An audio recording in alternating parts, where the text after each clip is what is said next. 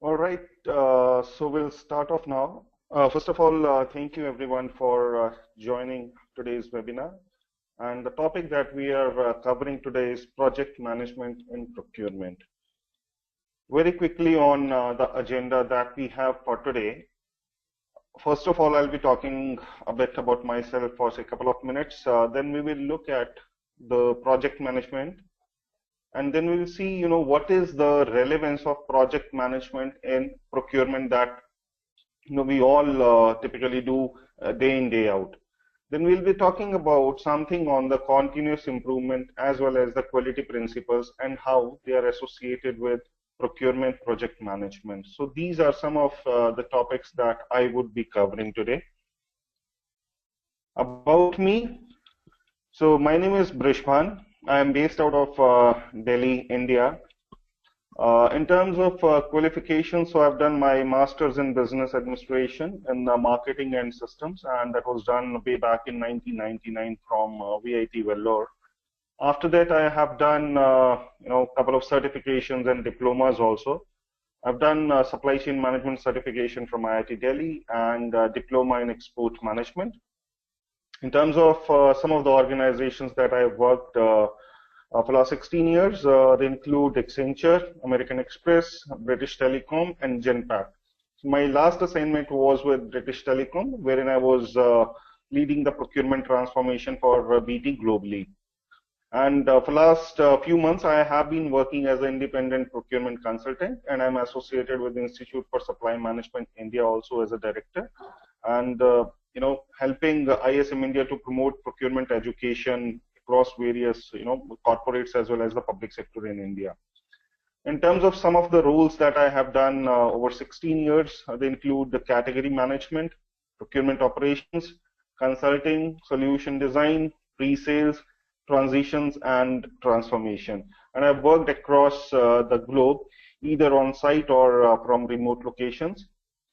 And in terms of some of the associations, I did mention about my association with the Institute for Supply Management India. Apart from that, I am part of the steering committee of SSON. SSON is Shared Services and Outsourcing Network, which is around 21 years old, non-profit organization, and typically is a consortium of all the captive centers as well as the third-party outsourcers.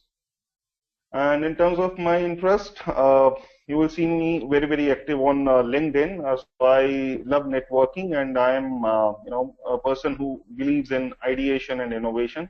So that's how, I have been changing my roles in procurement, and I have, done multiple transformation projects also. So that's about me. Now I will move towards the topic for today, which is project management in procurement. So on this slide, you will see a definition that is coming from PMI, or the Project Management Institute, which is a pioneer in the in project management certifications. So what PMI talks about a project? It says project is a temporary endeavor undertaken to create a unique product, service, or a result. So you will see the underlying word here is temporary endeavor. So this clearly means whenever we are talking about a project, this is not something which is a business as usual. This is something which we are doing for a certain period of time. It always have a start time as well as an end time. It is not something which you start today and you don't know when you need to close it, because the project is always unique and it is associated with certain deliverables in it. It is a goal-driven thing that a person is required to do. And what happens in a project also is that project is generally a mix of people working from different departments towards a common goal. If I have to take an example from our routine life, if we talk about, suppose a deployment of a ERP is happening in any organization, and say in procurement also, this is not something which procurement people can do on their own. This would need sponsorship from finance because there is a budget associated with it. This would need the technical expertise which the technology team would be providing. This would need the functional expertise in terms of how the processes have to be mapped in the ERP and how the controls have to be built. So this will involve procurement department in it. So this will involve resourcing also. So automatically your human resources will come into play. Then once the ERP is ready to be launched and you need to train people, then automatically you will see the learning and development team coming into picture and they will start training the people. So overall, when we talk about a project, it is a mix of people from various departments working towards a common goal. And as I said earlier, all the projects that typically happen in the world, they are associated with a timeline. They have a budget. So you can't say that let's start a project without even seeing, how much investment goes into it. Otherwise, how will one measure the success of a project? So net project management is the application of knowledge, skills, tools, techniques to project activities to meet the project requirements. So that's how the project management has been defined by the PMI or Project Management Institute. On the next slide, you will see there are 5 different phases or 5 different steps that have been mentioned as a part of the project. And this is not something which I'm sure you are seeing for the first time. This is something which happens or is observed on day-to-day basis. So the 5 steps that we have, it starts with initiating a particular project, then planning how you will be doing it, what you will be doing. The third step here is the actual execution of that particular project in terms of doing the business as usual work for that particular project itself.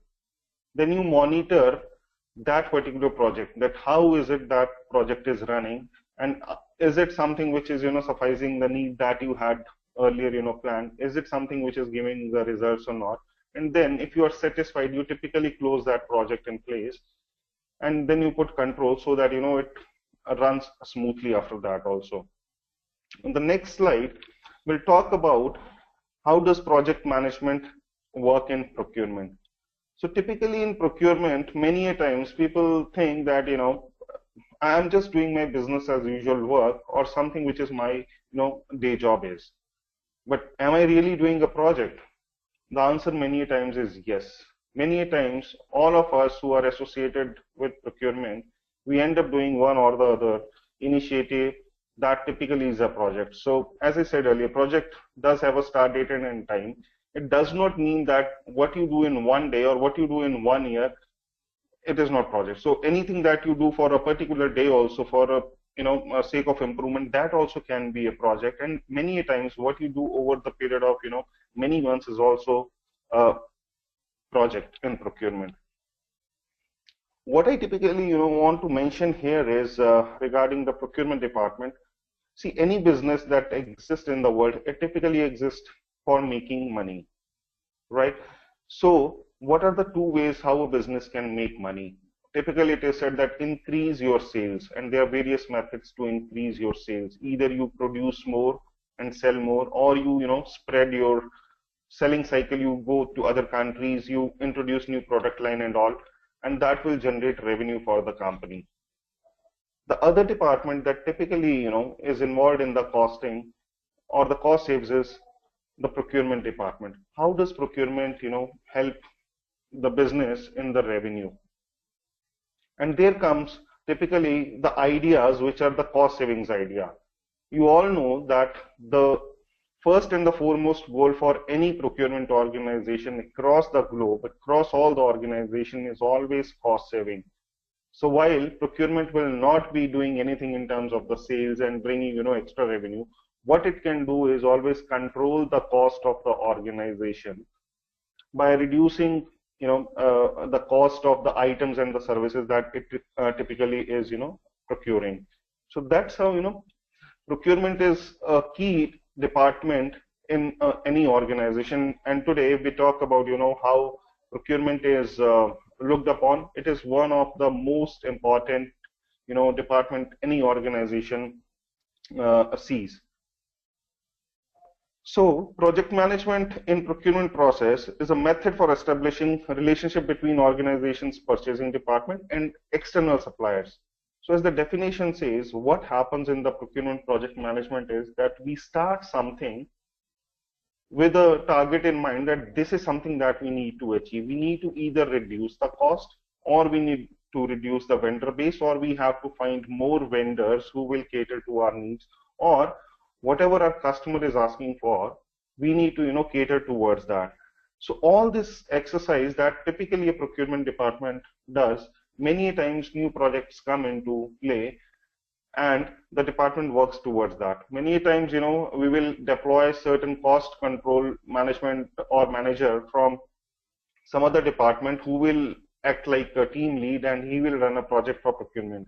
But most of the times what we have seen is it is typically the people from the procurement department itself who take a lead and say, okay, I will do this for the organization, be it a new initiative for cost savings, or it is towards the regulatory or the financial side. So it depends upon the organization to organization and the setups, where the procurement project manager is coming from.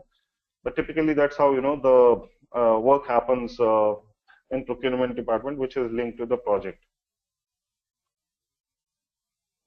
Moving on to the next slide. So this talks about what are the objectives of project management.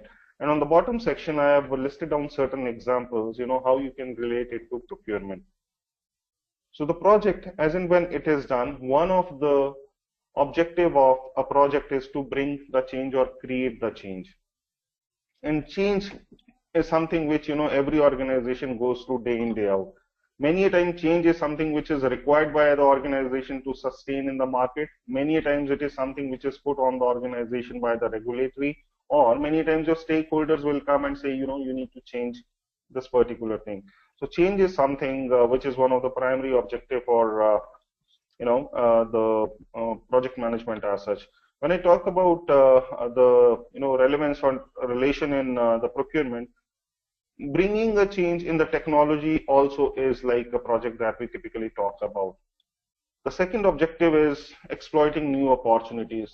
The way world is changing today, a lot of things are changing both on the technology side or the regulatory side or the financial side. The economy is changing.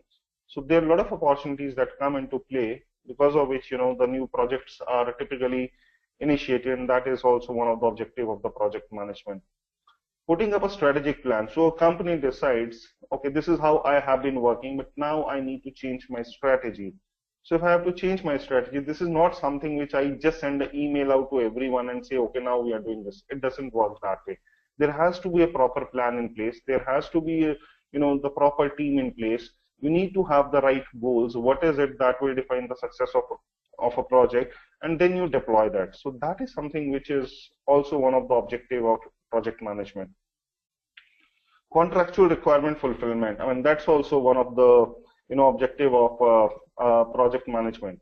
Many times, as I said, either your stakeholders will tell you, or your suppliers will tell you, or your customers will tell you, or many times regulatory will want you to make certain changes and deliver something. So that also becomes one of your objectives, that you have to look at the contractual requirement that you have either with the suppliers or with the customers, or even with the government as such. And day to day, we see a lot of operational challenges coming, or technical challenges coming, or financial challenges coming in any organization, which generally is termed as a problem or an issue.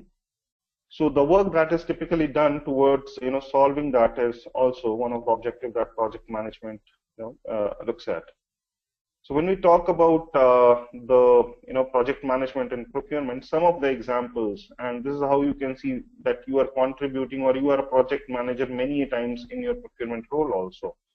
Any sourcing project that you are doing for the first time can be a project, something which you are doing day in, day out, like you receive a requisition, you convert that into a purchase order and send out. That's a business as usual work for you, or the day job for you. That typically is rule-based activity, wherein you are told that you need to see whether the quotation that has come from the supplier, that is matching with what the requisition has been raised, and if everything is fine, let me convert it into a purchase order and send it out to the supplier. But what happens when your stakeholder comes to you, or your customer comes to you and tell you that I want to buy this, and this is the first time we want to buy this? So that is something which initiates a particular project. So whenever you are doing a sourcing project, it is typically a project you are doing. On the technology side, any application deployment or any ERP deployment can also be an example of the project, because this is something which will change the way the department will be functioning. Outsourcing or insourcing of the work, or the services that you have. So that also is a project. You can't simply take a decision and say, okay, now you start doing it. You have to put a plan in place. You have to see, whether you will be successful or you will not be. What are the risks associated? How will you measure the success of it? That also is, the project. The transformation initiatives that are typically taken, they are also, the things that we typically see in procurement happening. One of the common example is vendor rationalization, and this is generally, one of the objectives given to all the procurement people, that today you are managing, a spend of X pounds or X dollars or X rupees, and you have Y suppliers associated with it. But the count of suppliers is too high, so you need to find out the way how we can reduce the count of suppliers and increase the spend per supplier. So that is also something which is, a project that you typically do, wherein you go and do the spend analysis. You see how you have been spending with the suppliers and find out which are the suppliers which you need to, cut down. So that's also, one of the projects that typically happens.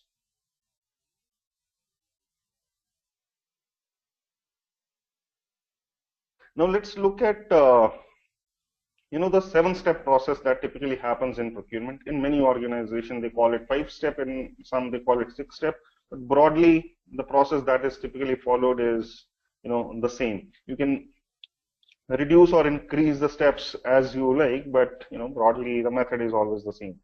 Just before that, as I was saying earlier, the importance of procurement in any organization has grown significantly. I'll talk about one of the survey that was done by Aberdeen a couple of years back, and the survey was floated to some of the people in finance, technology, and other departments, and the heads of those. So what came out of that was 60% of the people, they came with the comment saying strategic sourcing plays a prominent and a crucial role in the development of their organization, which means they can't live without having strategic sourcing in place. So they need that this department should exist, and they need to come up with the strategies for procuring goods and services and deliver the benefits. And 53% of the respondents, what they indicated, that aligning sourcing activities and objectives with those of a greater organization is a strategic goal that organization should talk about. And how this is linked, so when an organization decides, today we have a turnover of say 30 billion, and our cost is say 25 to 26 billion, either we increase our sales or reduced our cost, that will result into profit. So that's how the sourcing and the procurement department comes into play. In case the organization is not able to increase its sales, the pressure comes on procurement that can you increase the profit margin by reducing the cost of procurement that we have. So that is the importance that people are now feeling across all the organization, that procurement is one of the key and the most strategic department that any organization needs. And when we talk about the 7-step process in procurement, we typically see how the 5 steps of procurement fall in that. So when we talk about the first step in strategic sourcing, when we say okay, we need to identify what is our business need, and once we start working on that, that is typically something which is initiating a particular project.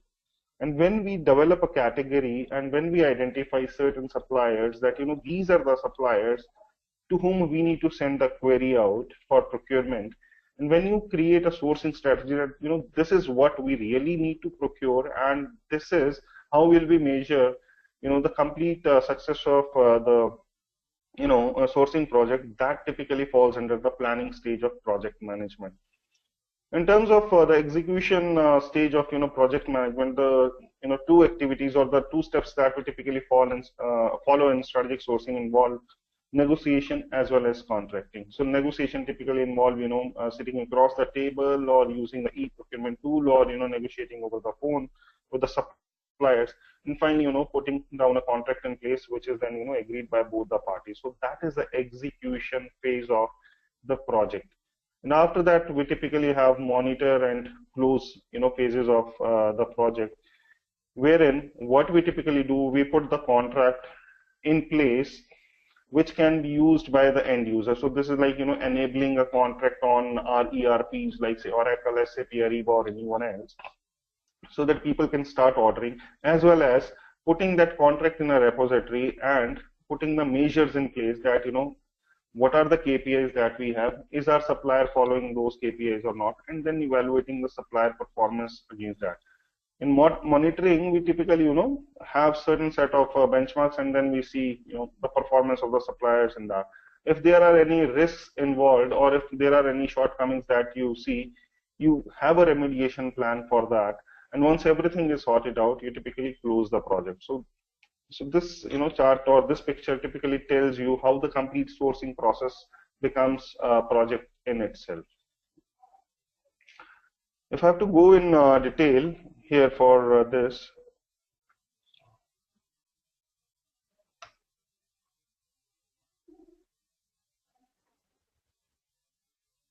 okay. So the first step that we talked about, initiate a project. So what I'm trying to show here is what typically are the inputs when we talk about initiating a procurement project. What are the tools and techniques that we use, and what is the output that comes out of that? Just before that, initiate procurement is the process of obtaining necessary approvals for going ahead with the project. So you as a procurement manager or a procurement person cannot simply start doing something in case you do not have approvals or the need in place. So first of all, there has to be a need, and second, you need to have the approval. It could be, approval from finance, it could be approval from your supervisor, it could be approval from your customer or, the business partners, etc. So there has to be, the approvals in place. So what typically goes into the input here is the problem statement.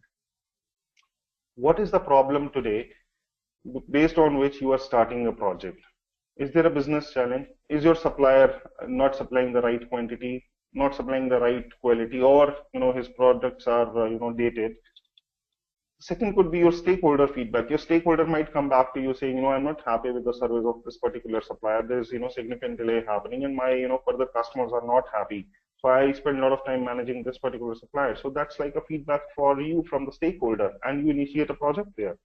There's a business need. So this is like, the world is changing, a new need comes up, and either your stakeholder will tell you, or you will read that somewhere, or you will hear it from someone. That's like, generating a new business need. Customer requirement. So your customer places a new order with you, and now you need to procure material for that. So that's also, one of the project, and that's how you initiate it. The technological changes.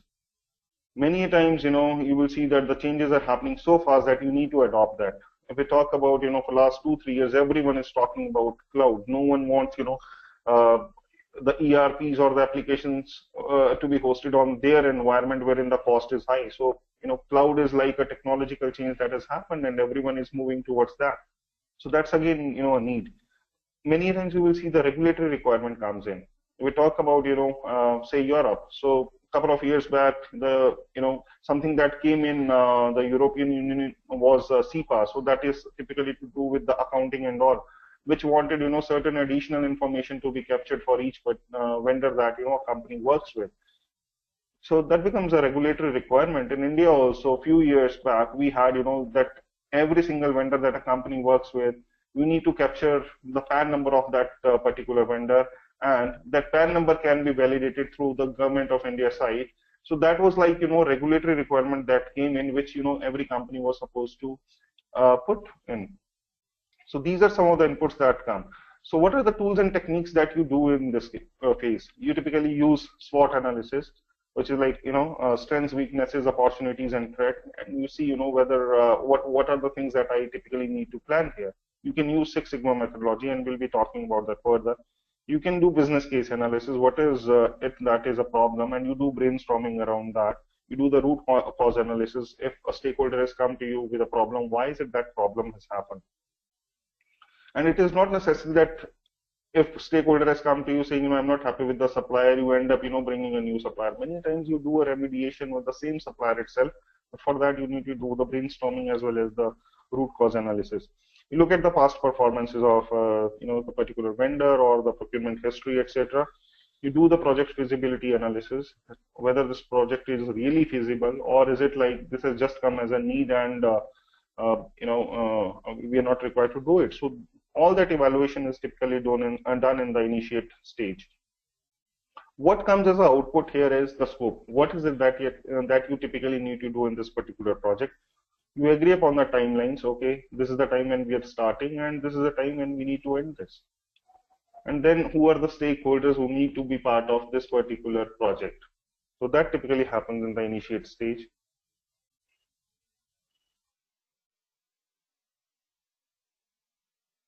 So in the next phase, or in the next step, which is planning, what we typically see as the input in procurement here is we do the baselining of the scope. Your stakeholder or your customer might give you, 100 things that they want, but then you do the analysis and find out of these 100, these 10 do not make sense. So you typically, move them out.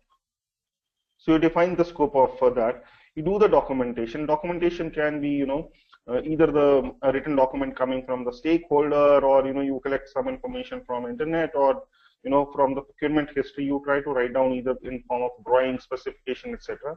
Put that in place. You have the teaming agreements in place, which typically means, okay, these are the people who will be involved in this, and these are the roles and responsibilities that are to be done by every member. You look at the risk that would be associated with this particular project. You define, what are the various phases or timelines or milestones that would be there in this particular project, so which is known as the project schedule here. You define the cost that will incur into, doing a particular project.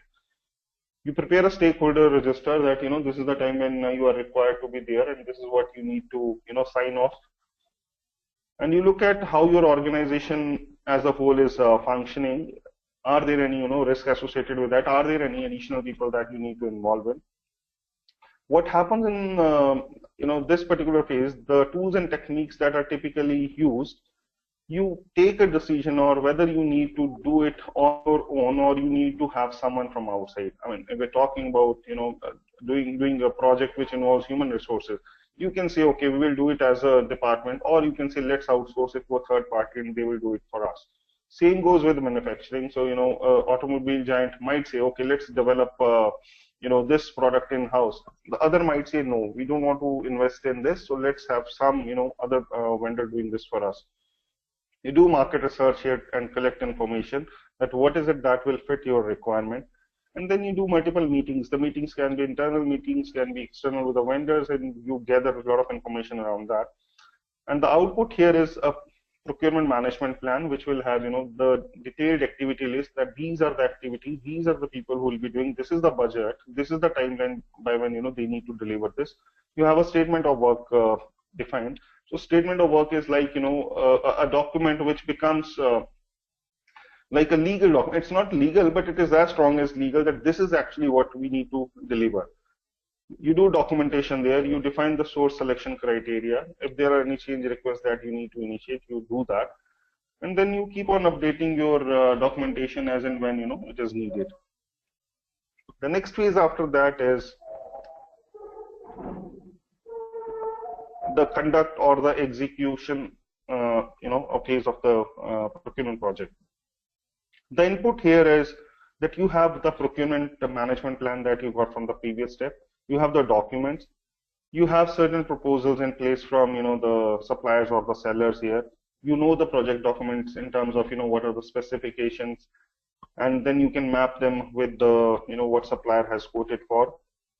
You take a decision there, whether you need to make or buy it, and you have agreements in place. The tools and techniques that are typically used to, run this particular phase is float a tender outside, do a, RFX, or it could be, doing something using the e-procurement tools also. You invite bidders and meet them and have a discussion with them.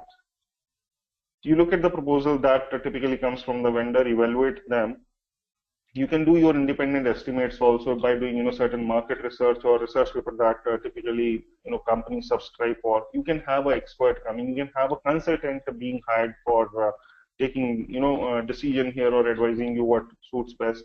You can do advertising here and then, invite the tenders or ask for recommendations, etc. Then there are various analytical techniques that are also used in this particular phase. What goes out from here is, who are the suppliers whom you need to work with? What are the agreements that you need to sign? You have the resource calendars that, this is the person who will be working on this. What are the change requests, etc. And as I said, you need to keep updating your project management plan and the documentation in each stage.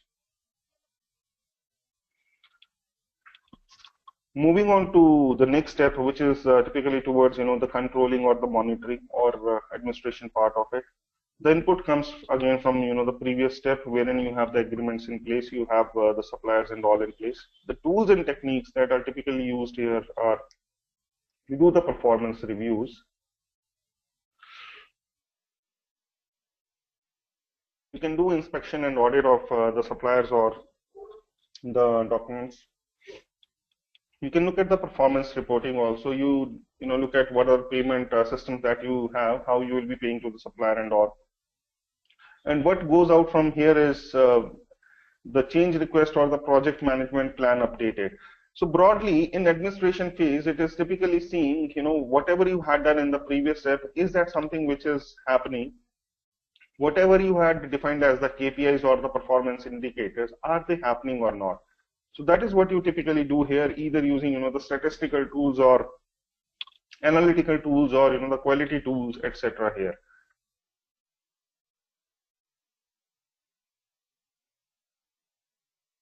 And after that, what happens is, the closure of the project. So as I said, closure of project is typically done when you have identified that, okay, these are some of the KPIs that we had thought of. Are they meeting or not? If the KPIs are being met, if, the statement of work, whatever was listed there, if that is being met, if, the problem that was identified or the need that was identified is being, addressed to, so that typically calls for the closure of the project. If you find there are any issues coming in this, you can always have a remediation plan in place and then, solve that. So till the time you don't have, the KPIs met or the problem solved, you can't call a project to be closed. And that also happens, as I said, again in procurement. So you identified a vendor, you negotiated upon, the cost, what is required and what supplier is catering towards. You agreed upon the contract. Every single terms and condition that was listed in the contract was signed by both the parties. The procurement is running fine, but one fine day you find in the pilot phase itself that the supplier is not delivering on time, or supplier is not adhering to the payment clause. I mean, you had agreed for 60 days and now the supplier is asking for advance payment. So these are some of the issues that typically you will see in day-to-day projects as such. So you can't close your project because there is a problem today. So till the time that is not closed, your project is not closed. So this is how typically the project management works in a particular procurement case. So what is the role of a project manager in procurement? So if you recall, I had mentioned many a times we have the project manager coming from the procurement department itself. It could be a category manager, it could be a procurement manager. And in some of the initiatives which involves either the technology deployment or cost transformation issues, we generally get people either from technology or PMO or from the finance and all. But these are some of the roles that are listed for the project manager in procurement. So the project manager, he or she must be involved in creation of the contract. So it is not that there is one person who's doing the contract and project manager is not even aware of that what is happening, because ultimately whatever you are doing, so that will result into contract with the supplier. He or she should know the procurement process. So you can't have a person who does not know the subject and come and start talking to you. So you need an expert who knows the process also. He should understand the contractual terms and conditions. So when we talk about a contract, so there are multiple terms and conditions that goes into play. Some are commercial, some are legal. Many a times procurement people do understand legal, but most of the times, so legal terms and conditions are known better to the legal people. So the expectation here is the project manager who's working on a project should understand what is there, and he should know where to reach out to get clarifications if there is an issue with a particular clause. They should be involved in all the meetings. So they are the one who should know what are the risks associated with a particular project, so that they can define a mitigation plan for that. They should be involved in the contract negotiation also. And they should make sure that the procurement process runs smoothly. So you can't have a person just putting a process on your head and say, you need to work like this without even seeing whether, this will run or not. So the role of a project manager in procurement is very, very important. Within department also, when a category manager or a procurement manager is running a project, so he should know anything and everything in that project. You can't simply call that I'm the project manager. I will only, come in the meetings and ask for the progress. Rest you people take care of that. It doesn't work that way. Person has to be involved on the ground level to see what is happening. So that's how, the role of a project manager in procurement works. And if now, we move towards the quality side of the procurement and the project management, I'll tell you why it is very important, and I'm sure most of you would have heard it from your management or might be involved in a lot of quality initiatives that typically happen, because this is something which is related to change and continuous improvement. Whatever you are doing, you are expected to deliver 100% in terms of accuracy and quality.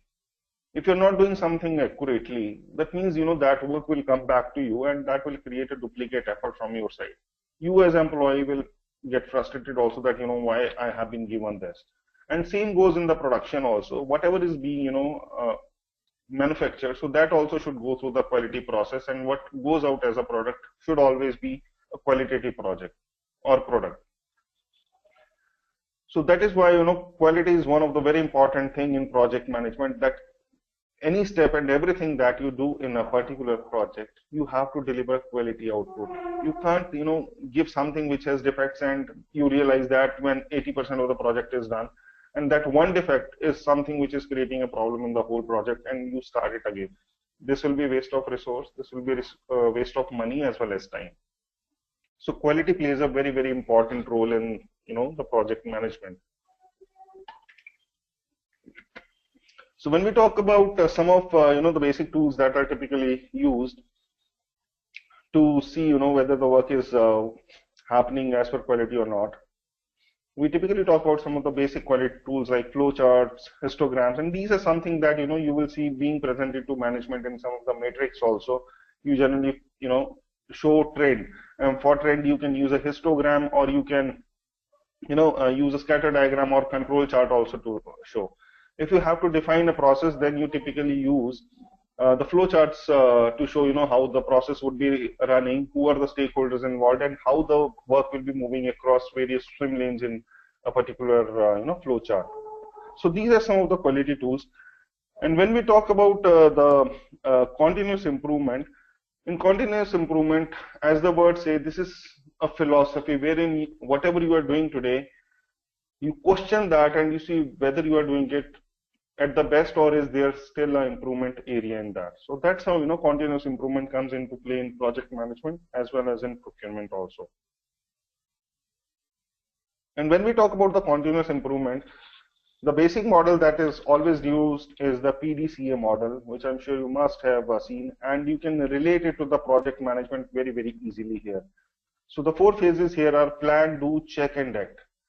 In brief, what happens in plan is initiating a project and planning what is it that you want to do. When we talk about the do stage here, we are typically talking about the execution stage of the project here, that this is something which we had thought of doing and let's do it. Then in the check side, you can relate it to the monitor side.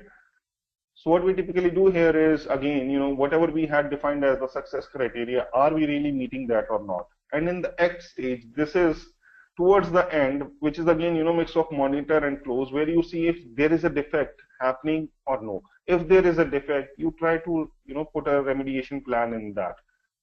So what, this philosophy says at the act stage is, whatever you had thought of, if that is happening perfectly, and if there is no defect, you can close the project. Otherwise, go back and start doing it again. When you say start doing it again, this is something which is related to continuous improvement here, which means whatever you have done, you need to, question that one fine day and see whether this is the best method or is there a best way to do it. Whether, you can reduce the cost or you can reduce the cycle time, etc. That is something that needs to be questioned almost every single day. So this is the philosophy of continuous improvement. So in continuous improvement, there are various things that we typically do, in our organization. So some of the common tools and methodologies that we use, first of them is lean. I'm sure some of you must have used lean. So lean is something, fixing something very, very quickly, which, you are seeing that, yes, there is a problem and I know what is the solution of it is. The moment you, put a solution in place and you see the benefit coming out quickly, that is something which is lean. And lean is different from the Six Sigma. Six Sigma is more or less, a longer exercise which demands, a lot of resources. You need to have a proper methodology. Lean is like, okay, here is a problem, here is a solution, here I deployed it, and here is the benefit. Everything done very, very quickly. So that is something which is known as lean. Some of the common, examples of successful lean projects, and I'm sure you must be having many examples with you, is like, automation of procurement reporting through macros. This is something which, happens in all the organization. Management wants you to track certain metrics and present it on, say, monthly basis. You keep on doing that. One fine day you say, let me create a macro, or let me ask for a query on my ERP system, and automatically the data will come out, and I will be saving, say, 1 or 2 hours every month. That is a lean idea that typically, we deploy. We talk about standardization of the form. There are 2 ERPs or there are 2 different departments. They send you the input in different format, and you say, okay, let me come up with a common form. Any requisition that has to come in this method, so that my processing time also goes down, and the form filling time also goes down for the department. You call that as a successful lean.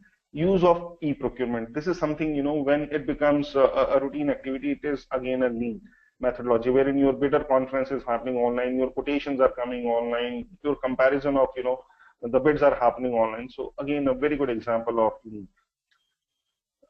Some of the benefits that typically, are seen by adopting lean. One, it boosts the employee morale.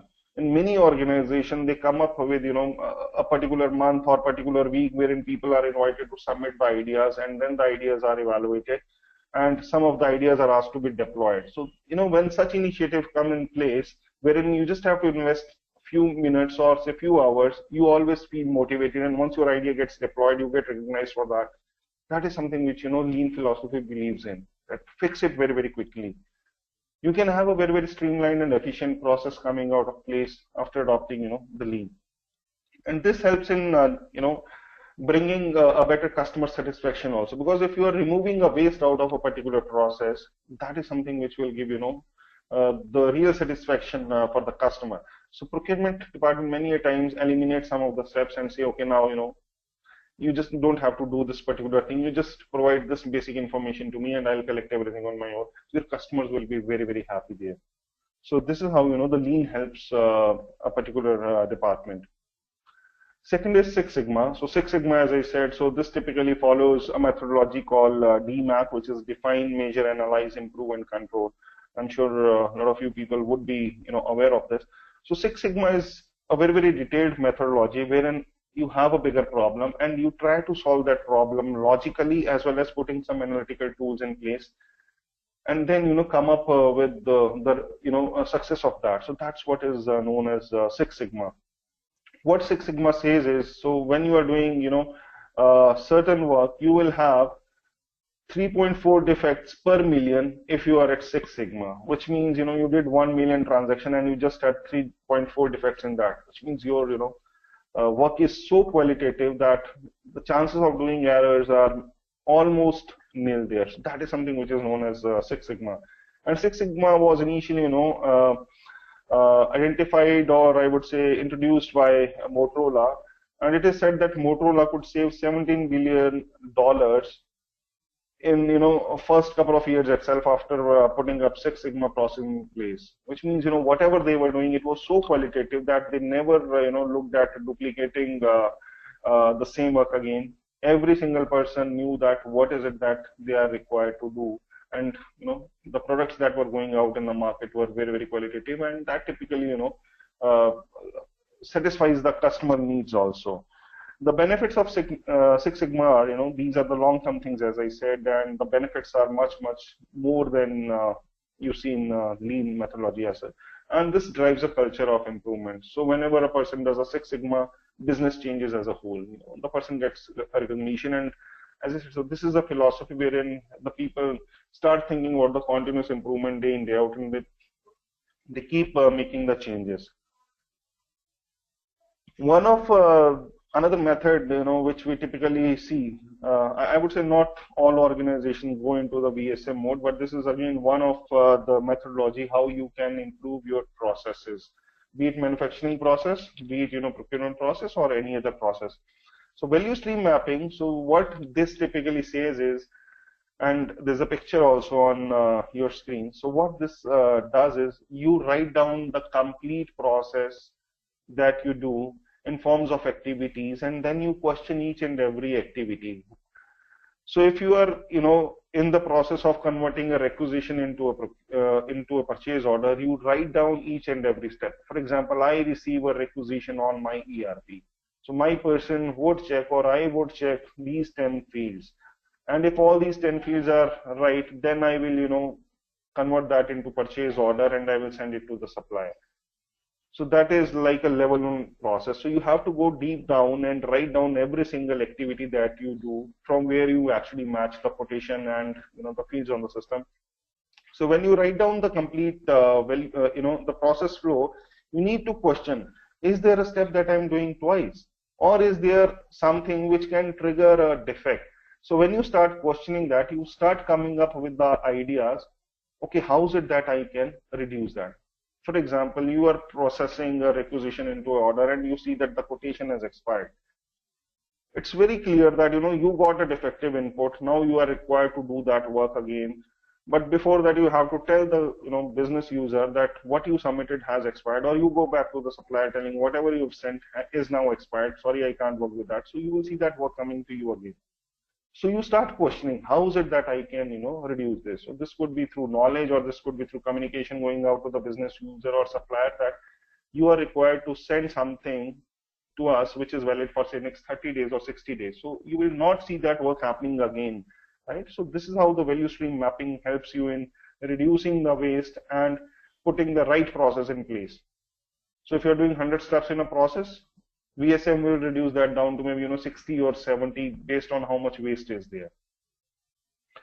Another important tool that is used, and this is one of the last slides that I have, and this is typically known as the TIMWOOD model, and every single alphabet here means something. So what continuous improvement methodology says, follow the TIMWOOD model and you automatically will be able to identify where is it that you are actually wasting time or wasting money or wasting effort.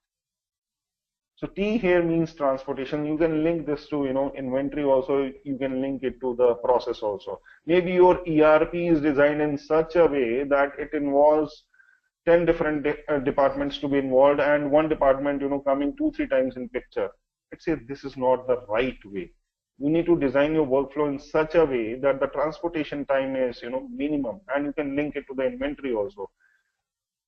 You will always lose money wherein one manufacturer is giving it to one shipping company, the shipping company is putting into its warehouse, and then someone else is picking, and you get it after say 6-7 days, wherein the product might have been crossed through some 6-7 hands. So that is not the right model.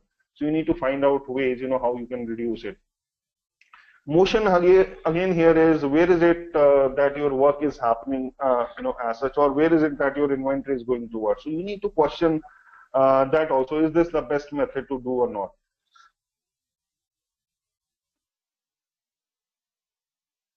Next is over processing. In terms of over processing, what is being questioned is it that we are doing something which is not even required? Many times we will end up creating or doing some step which is not even required by the process. For example, we say, okay, if let's put a rule that every single order has to be approved by the CFO, but then you don't even see what is the value of that. So the moment you identify that unnecessarily we are asking CFO to approve it, which means it's the over processing, you question that. So you reduce the step there. Defect, I mean, this is one of the most important thing that you need to see. If there is a quality issue coming, or if the input that you are receiving is defective, or if the product that is going out is defective, that is also something which is impacting your quality as well as your reputation. So that also needs to be looked upon, and that again calls for, a project on its own. And the other things are, inventories, waiting, and overproduction. So the words itself talks about, the I would say significance of it. We talk about, say, waiting. How many times does it happen that you do something and the next step before it happens, there's a lot of time goes in between that. So that calls for waiting. For example, you are required to process certain requisition, but today you did not come to office, which means a lot of requisitions were there in your queue, but you could not do. So that's like, the requisitions were on the wait stage here. So you need to have a flow in place wherein in case you are not there, there is any other person who's taking care of that. So that also need to be looked upon. So whatever you identify as a waste in the complete process, be it the procurement process or any other process, that typically calls for either some of the initiative which can be fulfilled by lean, or which might adopt the Six Sigma methodology. At the end, that results into a particular project only. And I'll move towards my last slide here.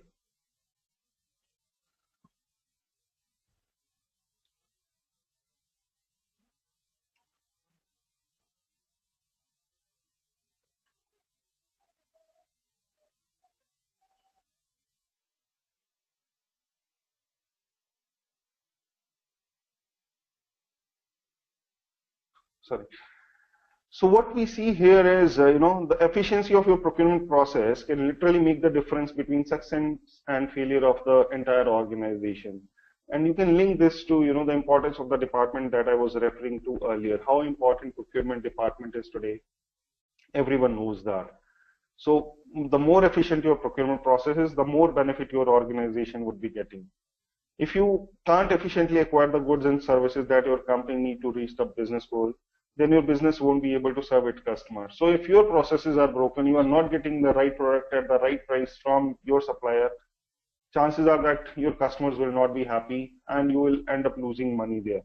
On the other hand, ensuring efficiency in procurement will have a positive chain reaction that results into saving the time as well as giving the better results to the business. So the meaning of this is simple, that whatever you are doing, you need to take that as a project and find the ways how you can look at improving the work that you are doing today. So with that, I will close my presentation, and we can open for questions. We have around 4 to 5 minutes with us.